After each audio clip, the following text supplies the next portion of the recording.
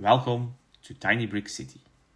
Last time we added the first building to the city, and today it's time to design the road that will run through Tiny Brick City. You might have already seen some roads in the introduction video. Those were actually the first things I built when I started this whole idea. At that point, everything was built on a simple 6x6 grid.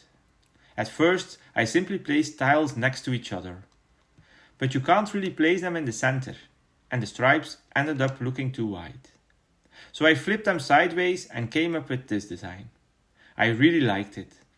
It's symmetrical, clean, and every street uses the same pattern, so they connect nicely.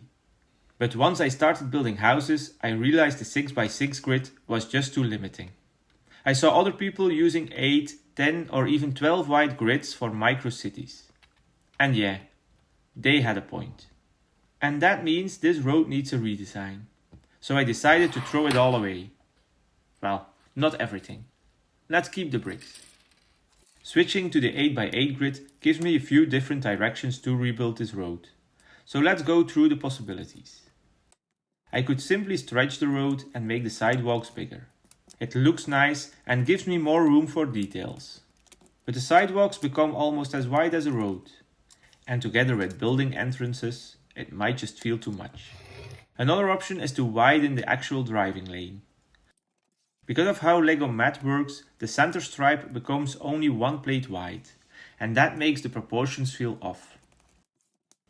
If I make it 3 plates, the stripes become even wider than when using tiles. So, back to tiles. It's a simple build, probably the easiest for corners and crossroads, but the build feels unrefined, and the stripes still feel too chunky. I could also add the extra lines on the outside instead of the middle.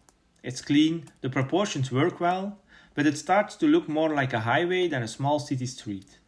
Something I need to test by placing it between buildings. Finally, I could change the color of the outer stripes to red, to represent cycling lanes. This gives the street a more city-like feel and adds a lot of detail.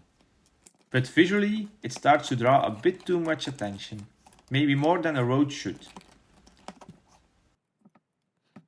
Honestly, none of them went perfectly. And this is where I should test corners, check intersections, maybe even build transitions so different options can work together. Or even compare the prices. You know, the thoughtful, responsible approach. But let's be honest, I'm just going to pick the one that feels right today and hope future me won't regret it. Anyway, decision made. Let me know which option you would choose, or if you have an even better idea.